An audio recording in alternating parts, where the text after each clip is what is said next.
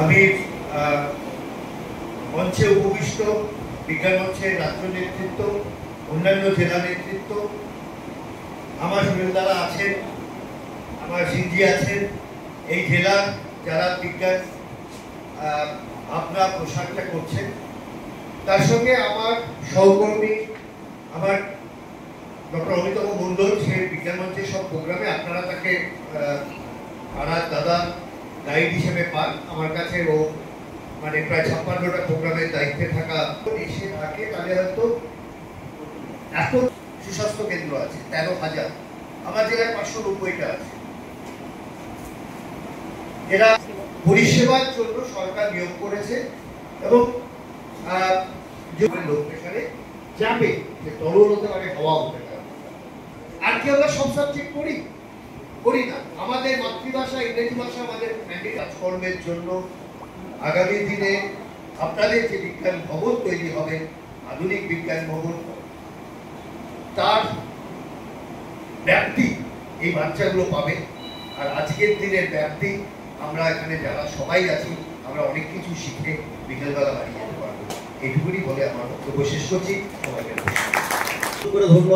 পশ্চিমবঙ্গ বিজ্ঞান মঞ্চ মালদা জেলা কমিটির পরিচালনা এবং জেলার স্বাস্থ্য ও পরিবার কল্যাণ দপ্তরের প্রত্যক্ষ সহযোগিতায় আজ 8 মে 2025 রবিবার সকাল 10:30 থেকে জেলা বিজ্ঞান ভবন, অতুল মার্কেট, চতুর্থ তল, মালদায় অনুষ্ঠিত হল স্বাস্থ্য বন্ধু কর্মশালা। এই কর্মশালায় অংশগ্রহণকারী প্রতিনিধি ও অতিথিবর্গ সকলকে স্বাগত জানান মালদা জেলা স্বাস্থ্য উপসমিতির আহ্বায়ক মোহাম্মদ আতাবউদ্দিন। কর্মশালা উদ্বোধন করলেন মালদা জেলার মুখ্য স্বাস্থ্য আধিকারিক ডক্টর সুদীপ্ত ভাদুরী।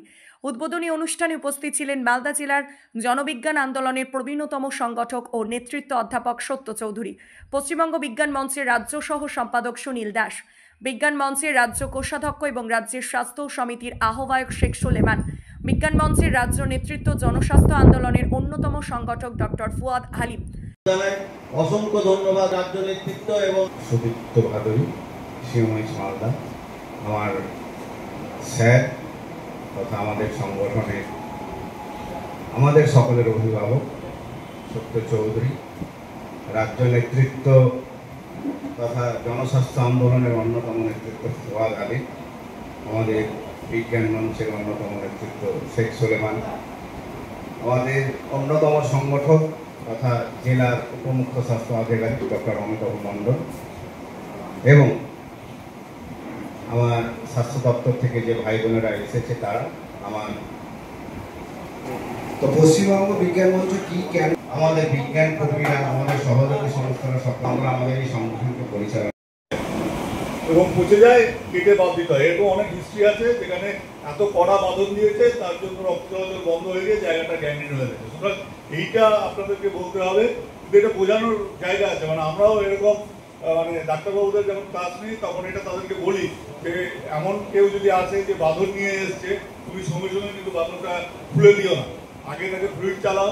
যদি দেখা যায় যে তার বিষের লক্ষণ আছে তার শরীরে, তাহলে তাকে এবিএস দাও, যে আস্তে আস্তে বাঁধন খোলো। কারণ দেখা যাবে যে হয়তো খুব লাস্ট স্টেজে এসছে, লাস্ট স্টেজে আসার পরে দেরি করে এসছে, বাঁধনটা খুলে দিল, সব কিছু দিয়েছে, তারপরে যে মারা গেল, তখন ডাক্তারবাবু মার খাবে যে বাঁধন খুলে দিল বলে মাথায় বিষ চলে গেছে, মরে গেছে। সুতরাং সেটাও বোঝানোর জায়গা আছে। তাহলে এইটা আপনারাই পারবেন আরও আমাদের থেকে আরও ভালোভাবে বোঝাতে, যে বাঁধনের কোনো দরকার নেই। মানে ওইরকম যেটাকে আমরা লিগেচার বলছি, শুধু ইমোবিলাইজ করতে হবে, যাতে যে অংশে কামড়েছে সেই অঙ্গ প্রত্যঙ্গটা আমি নাড়াচাড়া করবো না। যে আমি কোনো কাউকে যদি কামড়াচ্ছে, যাতে হেঁটে হসপিটাল কাছে থাকলেও হেঁটে না যায়, তাকে মানে বাইকে করে বা অ্যাম্বুলেন্সে করে নিয়ে যেতে হবে। কারণ যদি সে হাতে পায়ে কামড়েছে, বেশিরভাগ কামড়গুলো কিন্তু পায়ে বা হাঁটুর নিচেই হয়, তাহলে এই কাপড়ের যেখানে কাপড় হিসেবে আমার স্বাস্থ্য পড়ার মধ্যে ওই ট্রেনিংটা আছে, ওই ট্রেনিং এর ওয়ার্কশপ এখানে হবে। আরো কতগুলো বিষয়গুলো